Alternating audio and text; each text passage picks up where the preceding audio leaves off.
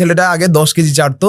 এখন সে 20 KG lift করছে, তাহলে তার পরের বার যেন 20 কেজি ইজিলি লিফট করতে পারে, তাই তার ওখানে মাসেলটা বাড়াতে হবে, এটা ব্রেন ফিল করে, তো তখন আপনার ওখানে মাসেল বাড়ে। সেমভাবে যখন আপনি পরিশ্রম করা ছেড়ে দিবেন, তখন আপনার ব্রেন ফিল করবে যে এর এত বেশি মাসেলের দরকার নাই, এর এত বেশি টেস্টোস্টেরনের দরকার নাই, এর এত বেশি সেক্সুয়াল হরমোনের দরকার নাই, কারণ কি, সে তো পরিশ্রমই করে না। তো এটাই হচ্ছে, তখন হাইপারট্রফি রিভার্স হবে, আপনার মাসেলও ছোট হবে, যার কারণে ব্যায়াম কিছুদিন মানুষ কন্টিনিউ করার পর ছেড়ে দিলে মানুষ আবার শ্রিঙ্ক হয়, মানে আস্তে আস্তে ছোট হয়ে যায় সাইজ। সেমভাবেই যখন আপনি কোনো একটা হেলদি হ্যাবিট বিল্ড করবেন, আপনি এক্সারসাইজ করছেন, হেলদি খাবার খাচ্ছেন, সুগার অ্যাভয়েড করছেন, তখন আপনার টেস্টোস্টেরন বিল্ড হবে, আপনার ব্রেন ফিল করবে যে এর তো বডিতে মানে পর্যাপ্ত মানে ব্লাডে মানে যথেষ্ট মানে কি বলবো যে যতটুকু পরিমাণ ব্লাডে সুগার থাকা উচিত ততটুকু আছে, সে পরিশ্রমও করে, তো তার টেস্টোস্টেরন, তার প্রোডাকশন বাড়িয়ে দাও, মানে তার প্রোডাক্টিভিটি বাড়িয়ে দাও, তার হচ্ছে কি বলবো যে ফার্টিলিটি রেট বাড়িয়ে দাও, এটা ব্রেন ফিল করবে, ব্রেন আপনাকে দিয়ে করাবে। যখন দেখবে যে না সে তো অতিরিক্ত চিনি খাচ্ছে, এই অতিরিক্ত চিনিকে ট্যাকেল করার জন্য আমাকে এখন আর টেস্টোস্টেরন উৎপাদন করার আমার সময় নেই, আমাকে এখন ইনসুলিন তৈরি করতে হবে, তখন